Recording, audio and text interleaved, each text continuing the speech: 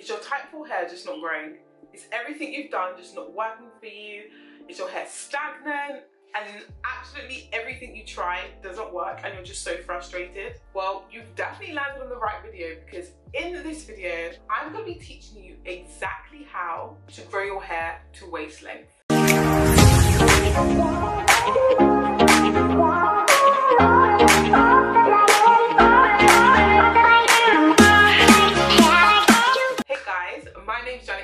I'm your hair growth guide.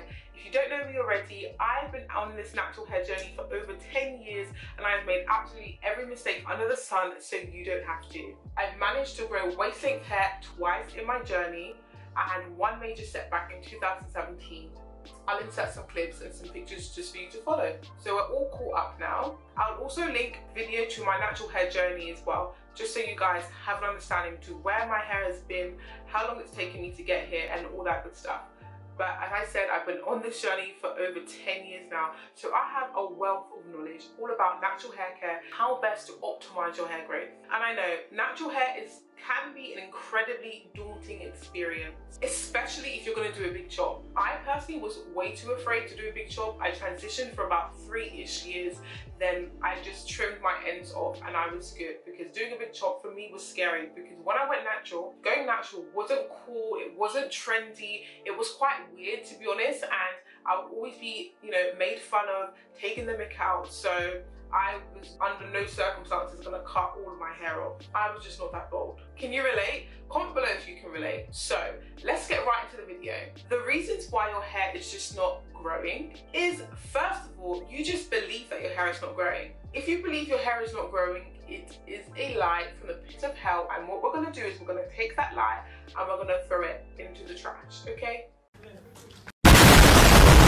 And I say that, and I always say growing in quotation marks, because your hair is always growing, guys. And if your hair is not growing, it's just probably one of maybe two things. You either have a poor understanding of your hair, you don't have very good method, and you don't really know how to manipulate your hair, you're just not sure what to do, or you are deficient in certain nutrients and your body is just not prioritizing hair growth right now. And if it's the latter for you, then definitely seek some medical advice. Make sure you're not deficient in any nutrients, for example, iron, vitamin D3, niacin, and even some amino acids and proteins. So tip number one is just to unlearn everything you've learned to date about natural hair, about straight hair. Unlearn it, and we're just going to start from scratch in this video. And you need to learn to love your kinky, curly, coily, unmanageable, crazy, wild hair. Love it, guys, because what you love, you care for. What you hate, you manipulate. Okay, cool. My second tip is to just stop following and copying what every single YouTuber here is doing, because that is a recipe for disaster. Get to know your hair for yourself. YouTube is great. I'm on YouTube. I offer loads of advice. However, guys, you need to understand your hair for yourself. Then you're able to go on YouTube and get some tips and advice. But I would say you kind of need to do a little bit of homework in understanding your hair for what it is, because that's what's going to help you take on board the correct advice that is applicable to your hair. Instead of scrolling on YouTube for countless hours, get to know these 3 things about your hair. Find out your hair porosity, your hair density, and your moisture and protein levels. Then from this knowledge, you can create a custom routine that's just for you. And this is actually a video that's on my video list, and if you want that video sooner, definitely comment down below that you want a more detailed video on understanding your hair, porosity, protein, all that kind of stuff. Comment below more detailed video on understanding your hair, and I will put that on the top of my list. But just to give you guys a bit of more of an understanding as to what I mean by like protein and moisture, ultimately our hair is made from a very tough protein called keratin. You may or may not know that. Also, our hair, as afro hair, is incredibly dry. It's a balancing act, and it does differ depending on every single factor of yourself. So I will actually link a video that does go into a little bit of detail about what I'm talking about as well.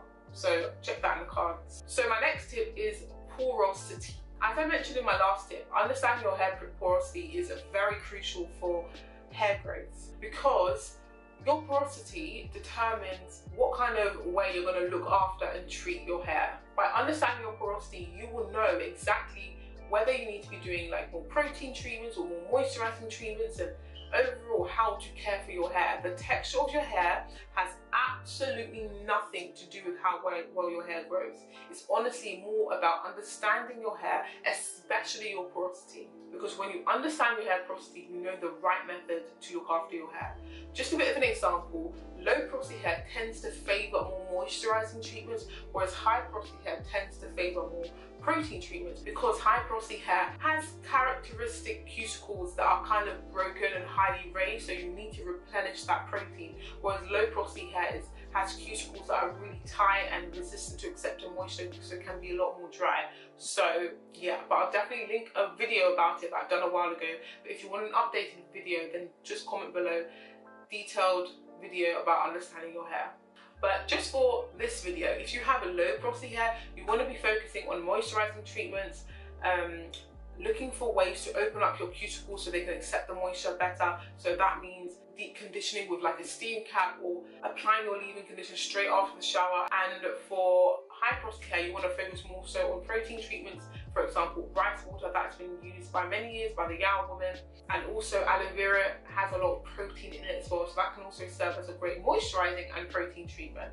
So the next point actually is density. Understanding your density is actually really important because it can actually determine the kind of oils that your hair will love or hate, and overall what oils will be beneficial to your hair. Typically, the higher the density of your hair, the thicker the oil your hair will like, and the lower in density your hair is, the thinner the oil your hair will like. Do you see where I'm going with that? Thick hair, thick oil, thin hair, thinner oil. So once you know your hair for yourself, you can then go to other YouTubers and kind of see what's working for them and just adopt it to your routine if it's applicable. And the next method of knowledge is what I personally like to call the magic method. And I say magic because, guys, as much as I love hair products, I'm a bit of a hair product junkie. Hair growth is about 30% product and 70% method, how you manage and manipulate your hair. Sorry to interrupt, but I want to use this comment section as a forum to just really help you ladies and gents out there. So comment below your current natural hair routine alongside your hair specs. That includes your hair type, your hair density, your hair porosity, and also your favorite conditioners and oils. This comment section should then serve as a really good forum for us girls to just look through and grab some ideas on what to try and just to see how our hair responds, so that we can know our hair better. I'll go first. I have type 4A to B hair. My hair density is very thick, and I have a very low porosity hair.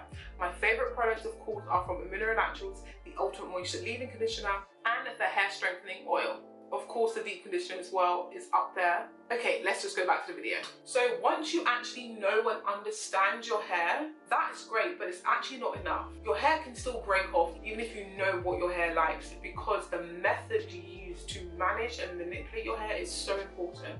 So I would advise anyone who's on their natural hair journey, don't focus on the products that will necessarily grow your hair, focus on the methods you use to manage your hair. Diving into this more deeply, how you detangle your hair is so important. And if there's one thing you get from this video, is that detangling needs to be done like a pro. Without this, your hair can be so broken, so damaged, and so unhealthy, and so bad. So guys, remember, detangling your hair is so important. It's something that should not be skipped out on when it comes to your hair care routine. And it's one of the main reasons I've been able to grow such thick and healthy hair, because I don't play when it comes to detangling at all. How you detangle your hair is actually the determining step as to how well your hair grows. Your hair will only grow as well as you detangle it.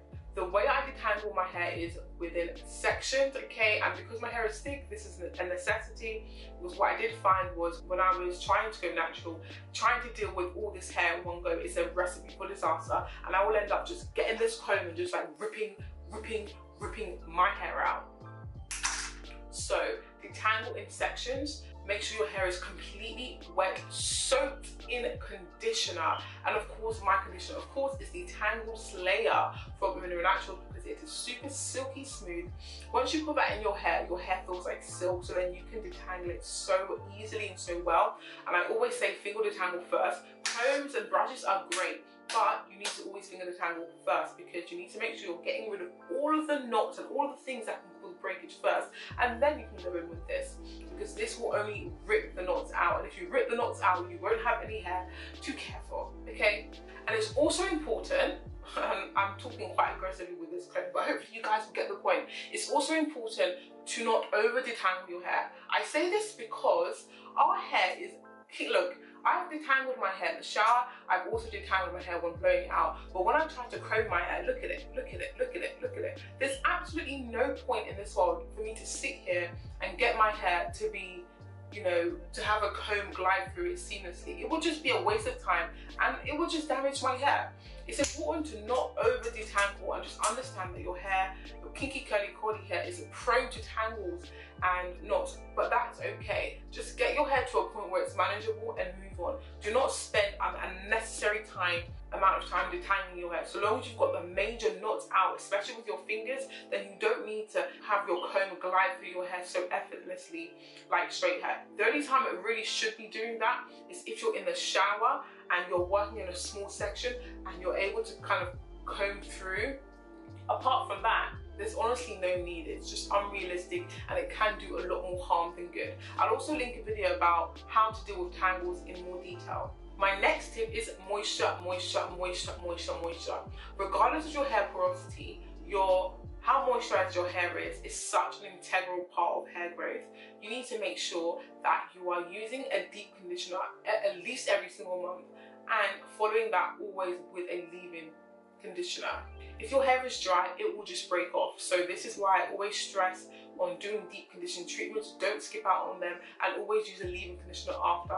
And it doesn't just stop there, guys. You need to always seal your leave-in conditioner with an oil. And whenever I'm applying products as well, I do so in sections, because if your hair is really thick like mine, then you need to make sure that you're not going to be having patches of dry hair. You need to make sure you're going to be working in any product that you are using in sections that are relatively small. And also, you want to be using a lot of product. Like, don't be afraid to be heavy-handed. For example, if you're going to go 2 weeks without washing your hair, you need to kind of apply 2 weeks worth of conditioner. But of course, I'll link some more detailed videos about how to make sure your hair is moisturized. My next tip is all about how you sleep with your hair. Guys, do not let the hard work that you do in terms of detangling safely, keeping it moisturized, go down the drain. How you sleep with your hair is so incredibly important. You are a queen, you have a crown, so do not under any circumstance sleep on that acne-inducing, hair mattifying cotton. Choose silk. Switch to silk, because silk is the best thing that you can honestly sleep on. It's hypoallergenic, it's really silky smooth, and it helps to maintain moisture. It's not only great for your hair, it's great for your skin. And of course, I'm going to link all of my favorite products in the description bar, just so you guys are fully aware and have access to them. We do have a silk range at Amino Naturals, might I say so myself, and my skin is loving it, and my hair too. My last point, and I would say this alongside detangling and moisture, is one of the most important points. My last point is to protective style. And I say this is probably one of the most important, because this is honestly one of the main ways I was able to grow my hair out. Because when your hair is in a protective style, it is in the most optimum environment for growth. You're not manipulating it, you've just kind of put it in a really safe place, and you're not going to break it off. However, protective styling is great, but how you take them down is also even more important than the protective style. Do not undo all of your hard work. Make sure if you're going to take down a protective style, when you have like a little bit of build up, especially like around your edges, make sure you finger detangle all that build up out, all of that mattedness out, and then proceed with your normal wash day. Under no circumstances should you go and wet hair that is incredibly matted and has a lot of build up. That is a recipe for disaster. It will dread up and it will look up. You need to make sure, if you've done a protective style, especially if it's been there for like a month, 2 months, finger detangle all the build up out first, and then proceed with your normal wash day. So, I've been Janet Davies. You guys have been amazing. Thank you so much for watching, and I'll catch you on the next video. Definitely comment down any video ideas that you want to see, and I just really hope that this has helped you. If it has helped you, comment below, and don't forget to comment your hair specifications, because I think it's going to be really great to just have so many comments down below that people can come and grab information from. They can try it, apply it to their hair routine, and they can just kind of ultimately try out what works for you. And it should also show you that not every hair type is the same, or not every hair type likes certain products. So hopefully this whole forum we're going to create in the comment section is really going to help anyone who's out there trying to find a custom routine that works for them. I'll catch you guys in the next video. Love you. Bye.